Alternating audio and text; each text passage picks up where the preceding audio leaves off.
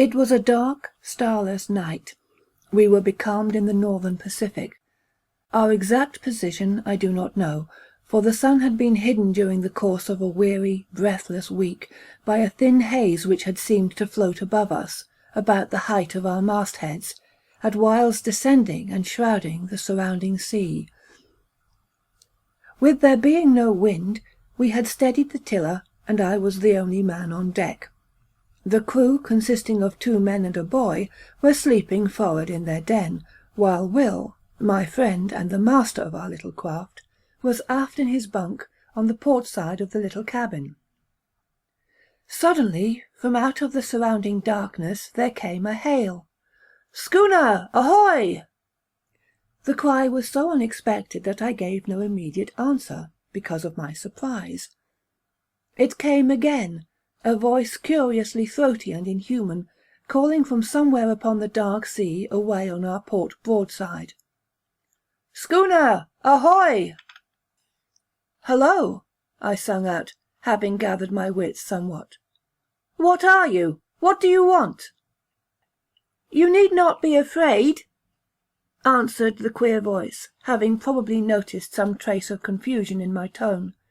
"I am only an old man."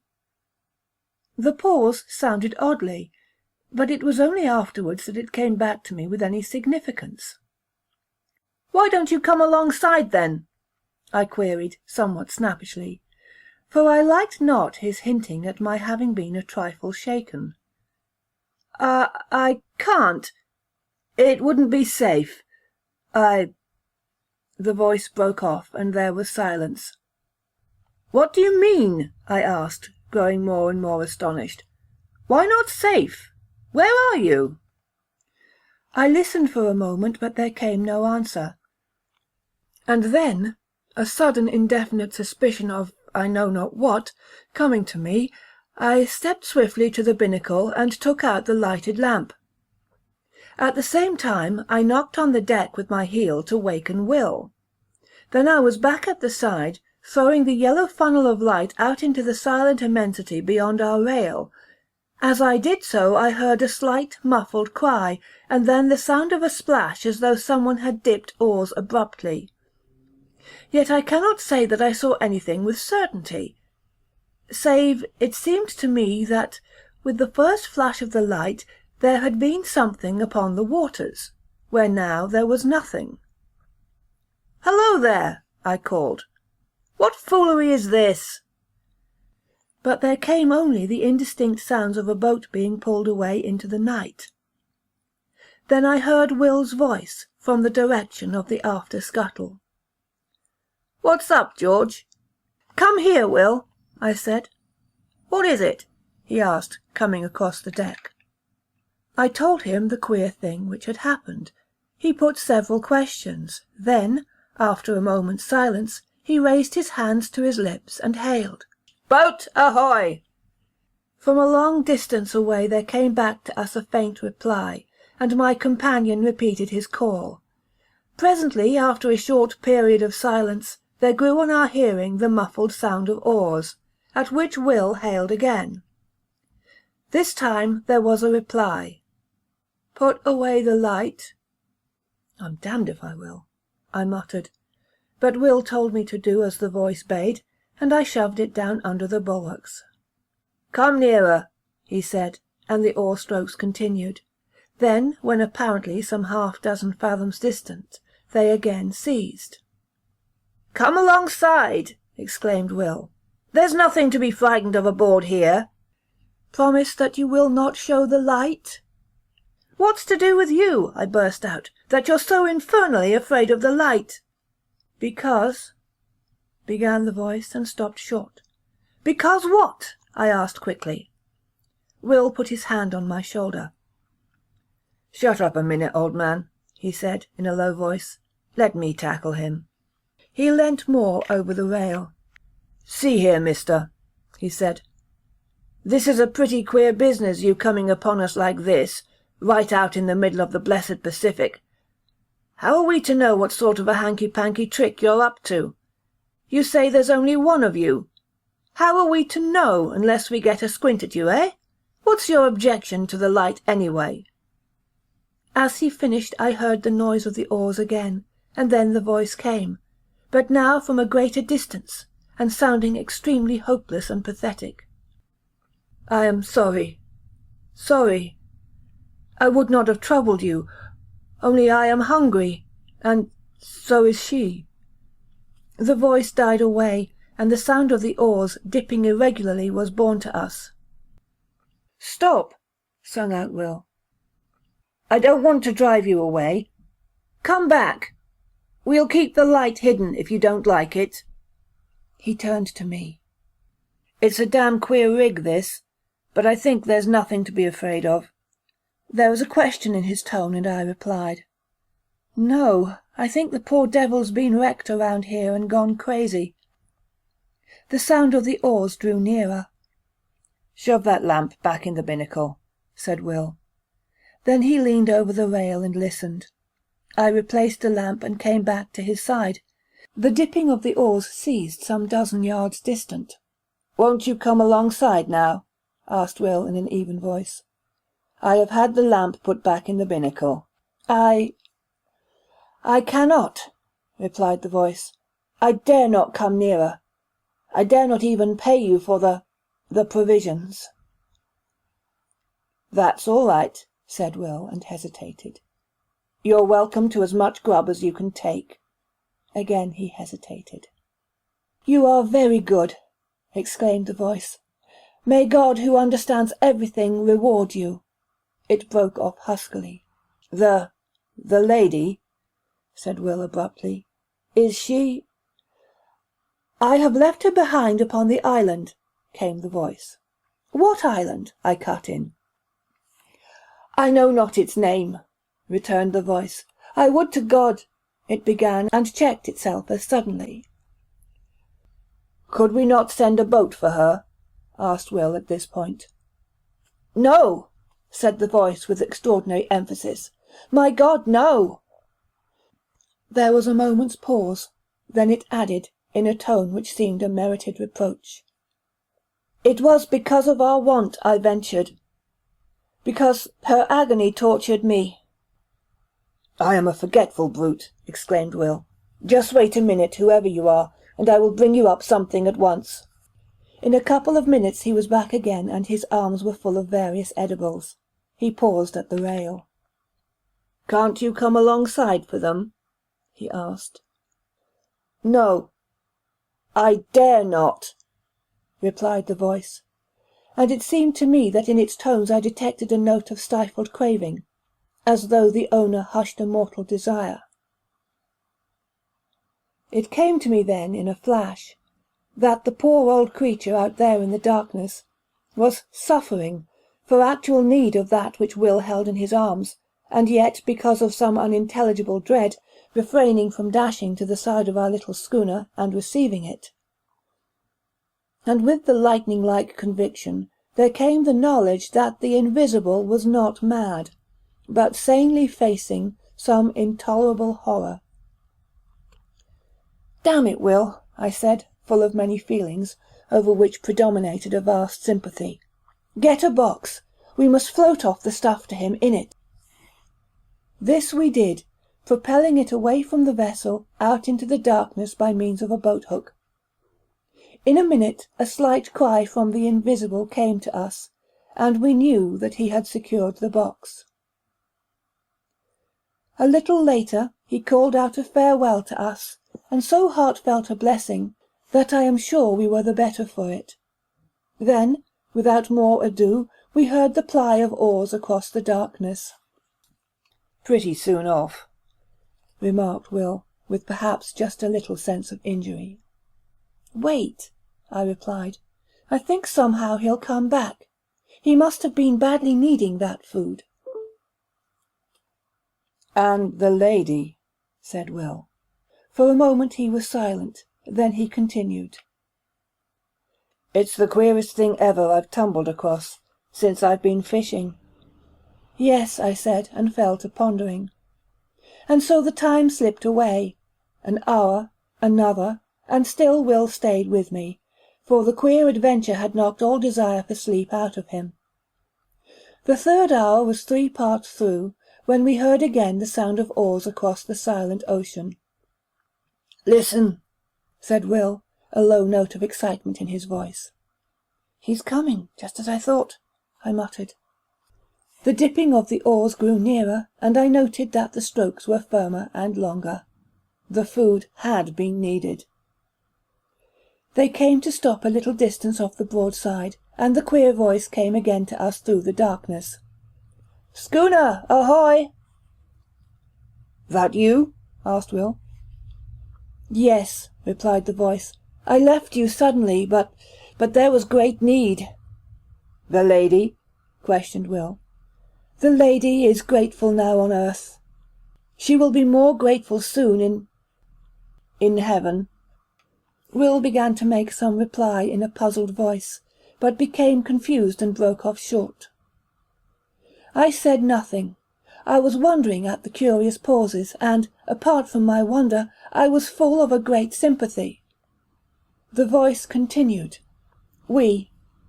She and I have talked, as we shared the result of God's tenderness and yours. Will interposed, but without coherence. "I beg of you not to belittle your deed of Christian charity this night," said the voice. "Be sure that it has not escaped his notice." It stopped, and there was a full minute's silence. Then it came again. "We have spoken together upon that which has befallen us. We had thought to go out, without telling any of the terror which came into our lives. She is with me in believing that tonight's happenings are under a special ruling, and that it is God's wish that we should tell to you all that we have suffered since... "Yes," said Will softly. "Since the sinking of the Albatross." "Ah!" I exclaimed involuntarily. "She left Newcastle for Frisco some 6 months ago, and hasn't been heard of since." "Yes," answered the voice. "But some few degrees to the north of the line she was caught in a terrible storm, and dismasted. When the day came it was found that she was leaking badly, and presently, it falling to a calm, the sailors took to the boats, leaving a young lady, my fiancée, and myself upon the wreck.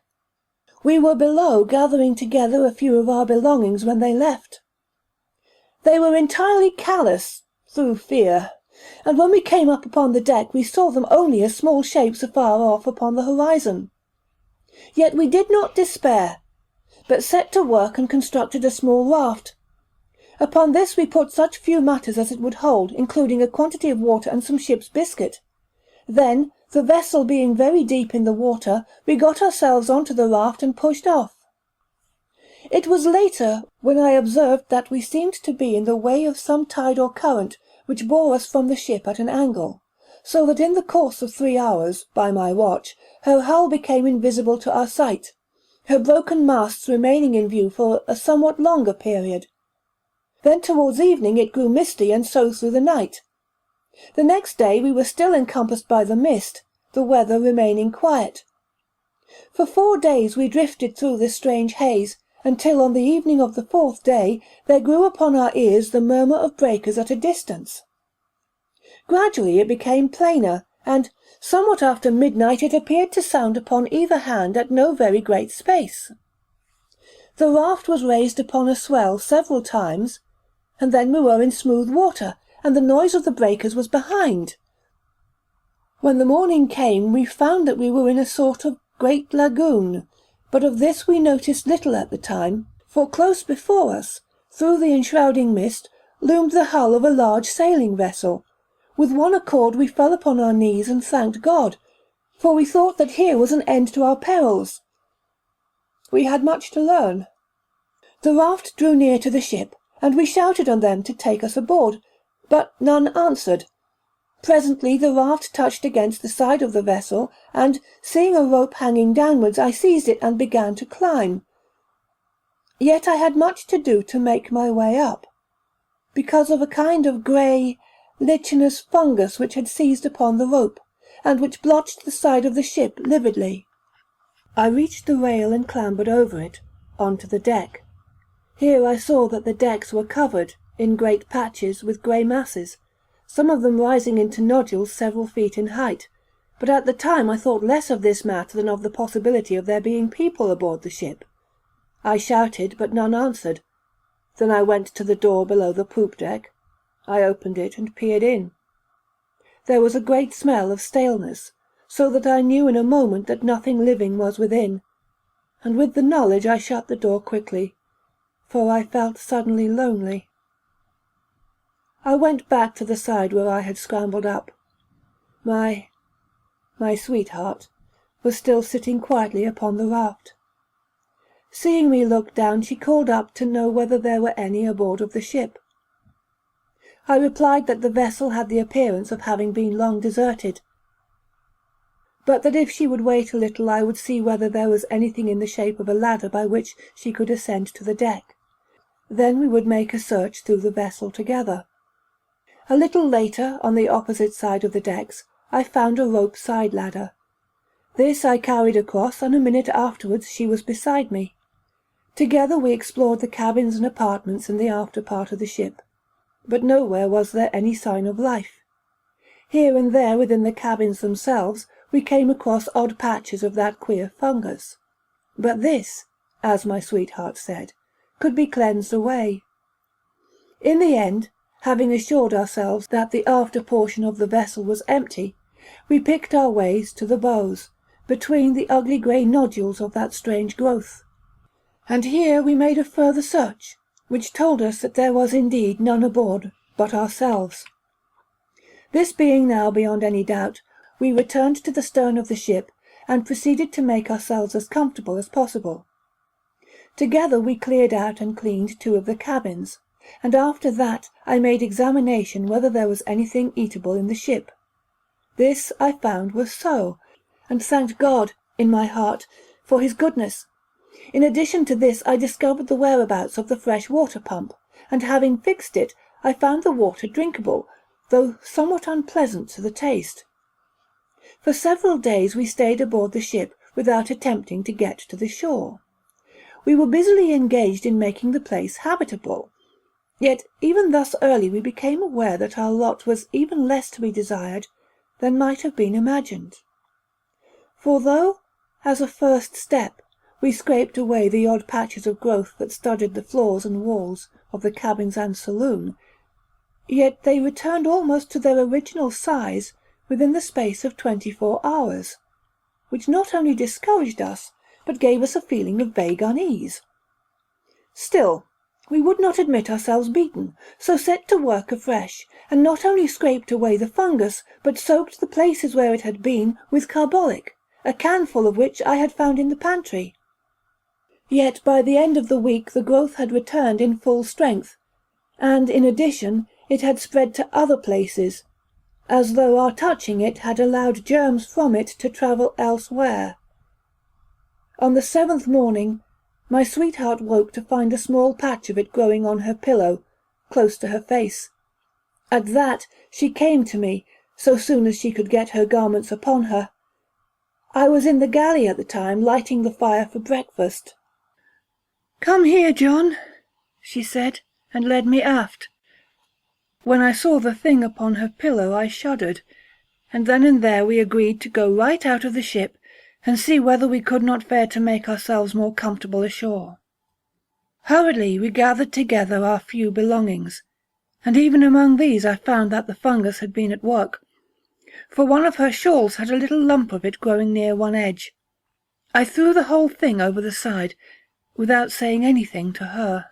The raft was still alongside, but it was too clumsy to guide, and I lowered down a small boat that hung across the stern, and in this we made our way to the shore. Yet as we drew near to it, I became gradually aware that here the vile fungus, which had driven us from the ship, was growing riot. In places it rose into horrible fantastic mounds, which seemed almost to quiver, as with a quiet life, when the wind blew across them. Here and there it took on the forms of vast fingers, and in others it just spread out flat and smooth and treacherous.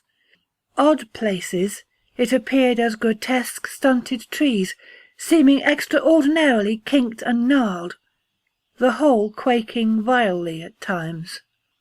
At first, it seemed to us that there was no single portion of the surrounding shore which was not hidden beneath the masses of the hideous lichen, yet in this I found we were mistaken, for somewhat later, coasting along the shore at a little distance, we descried a smooth white patch of what appeared to be fine sand, and there we landed.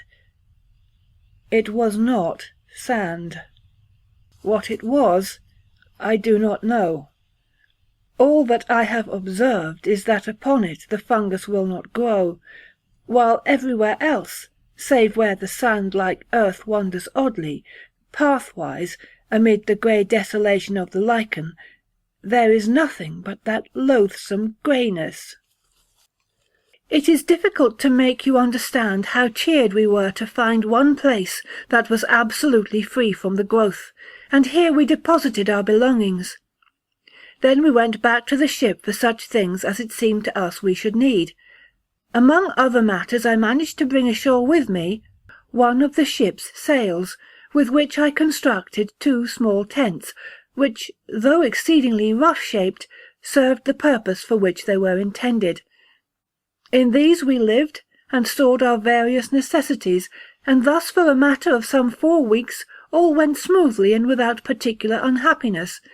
Indeed, I may say with much of happiness, for we were together. It was on the thumb of her right hand that the growth first showed. It was only a small circular spot, much like a little grey mole. My God! How the fear leapt to my heart when she showed me the place.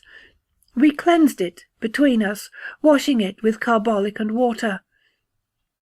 In the morning of the following day she showed her hand to me again. The grey, warty thing had returned. For a little while we looked at one another, in silence. Then, still wordless, we started again to remove it. In the midst of the operation she spoke suddenly. "What's that on the side of your face, dear?" Her voice was sharp with anxiety. I put my hand up to feel. "There, under the hair by your ear, a little to the front a bit." My finger rested upon the place, and then I knew. "Let us get your thumb done first," I said, and she submitted, only because she was afraid to touch me until it was cleansed. I finished washing and disinfecting her thumb, and then she turned to my face. After it was finished we sat together and talked a while of many things, for there had come into our lives sudden, very terrible thoughts. We were all at once afraid of something worse than death. We spoke of loading the boat with provisions and water and making our way out onto the sea. Yet we were helpless, for many causes, and the growth had attacked us already.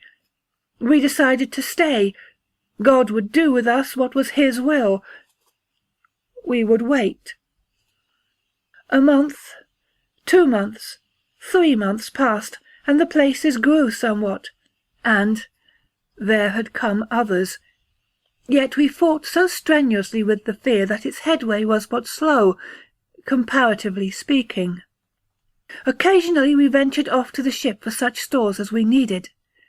There we found that the fungus grew persistently. One of the nodules on the main deck became soon as high as my head. We had now given up all thought or hope of leaving the island. We realized that it would be unallowable to go among healthy humans with the things from which we were suffering. With this determination and knowledge in our minds we knew that we should have to husband our food and water, for we did not know, at that time, but that we should possibly live for many years. This reminds me that I have told you that I am an old man. Judged by the years, this is not so, but... He broke off, then continued somewhat abruptly. As I was saying, we knew that we should have to use care in the matter of food, but we had no idea then how little food there was left of which to take care. It was a week later that I made the discovery that all the other bread tanks, which I had supposed full, were empty, and that, beyond odd tins of vegetables and meat, and some other matters, we had nothing on which to depend but the bread in the tank which I had already opened. After learning this, I bestirred myself to do what I could, and set to work at fishing in the lagoon, but with no success. At this I was somewhat inclined to feel desperate, until the thought came to me to try outside the lagoon, in the open sea. Here, at times, I caught odd fish, but so infrequently that they proved of but little help in keeping us from the hunger which threatened. It seemed to me that our deaths were likely to come by hunger, and not by the growth of the thing which had seized upon our bodies. We were in this state of mind when the 4th month wore out, when I made a very horrible discovery. One morning, a little before midday, I came off from the ship with a portion of the biscuits which were left. In the mouth of her tent I saw my sweetheart sitting, eating something. "What is it, my dear?" I called out as I leapt ashore. Yet on hearing my voice she seemed confused, and turning, slyly threw something towards the edge of the little clearing. It fell short, and a vague suspicion having arisen within me, I walked across and picked it up. It was a piece of the grey fungus. As I went to her with it in my hand, she turned deadly pale, then rose red. I felt strangely dazed and frightened. "My dear, I said, and could say no more. Yet at my words she broke down and cried bitterly. Gradually, as she calmed, I got from her the news that she had tried it the preceding day, and liked it. I got her to promise on her knees not to touch it again, however great our hunger. After she had promised, she told me that the desire for it had come suddenly, and that until the moment of desire she had experienced nothing towards it but the most extreme repulsion. Later in the day, feeling strangely restless and much shaken with the thing which I had discovered, I made my way along one of the twisted paths formed by the white sand-like substance which led among the fungoid growth. I had once before ventured along there, but not to any great distance. This time, being involved in perplexing thought, I went much further than hitherto. Suddenly I was called to myself by a queer hoarse sound on my left. Turning quickly, I saw that there was movement along an extraordinarily shaped mass of fungus close to my elbow. It was swaying uneasily as though it possessed life of its own. Abruptly, as I stared, the thought came to me that the thing had a grotesque resemblance to the figure of a distorted human creature. Even as the fancy flashed into my brain, there was a slight, sickening noise of tearing, and I saw that one of the branch-like arms was detaching itself from the surrounding grey masses, and coming towards me. The head of the thing, a shapeless grey ball, inclined in my direction. I stood stupidly, and the vile arm brushed across my face. I gave out a frightened cry and ran back a few paces. There was a sweetish taste upon my lips where the thing had touched me. I licked them and was immediately filled with an inhuman desire. I turned and seized a mass of the fungus, then more and more. I was insatiable. In the midst of devouring, the remembrance of the morning's discovery swept into my mazed brain. It was sent by God. I dashed the fragment I held to the ground. Then, utterly wretched and feeling a dreadful guiltiness, I made my way back to the little encampment. I think she knew, by some marvellous intuition which love must have given, so soon as she set eyes on me. Her quiet sympathy made it easier for me, and I told her of my sudden weakness, yet omitted to mention the extraordinary thing which had gone before. I desired to spare her all unnecessary terror. But for myself I had added an intolerable knowledge, to breed an incessant terror in my brain, For I doubted not but I had seen the end of one of those men who had come to the island in the ship in the lagoon, and in that monstrous ending I had seen our own. Therefore we kept from our abominable food, though the desire for it had entered into our blood. Yet our drear punishment was upon us, for, day by day, with monstrous rapidity, the fungoid growth took hold of our poor bodies. Nothing we could do would check it materially. And so, we who had been human became, well, it matters less each day. Only we had been man and maid. And day by day the fight is more dreadful, to withstand the hunger lust for the terrible lichen. A week ago we ate the last of the biscuit, and since that time I have caught 3 fish. I was out here fishing tonight when your schooner drifted upon me out of the mist. I hailed you. You know the rest, and may God out of his great heart bless you for your goodness to a couple of poor outcast souls. There was the dip of an oar, another. Then the voice came again, and for the last time, surrounding through the slight surrounding mist, ghostly and mournful. God bless you. Goodbye.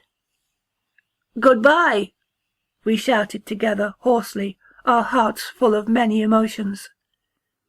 I glanced about me. I became aware that the dawn was upon us. The sun flung a stray beam across the hidden sea, pierced the mist dully, and lit up the receding boat with a gloomy fire. Indistinctly I saw something nodding between the oars.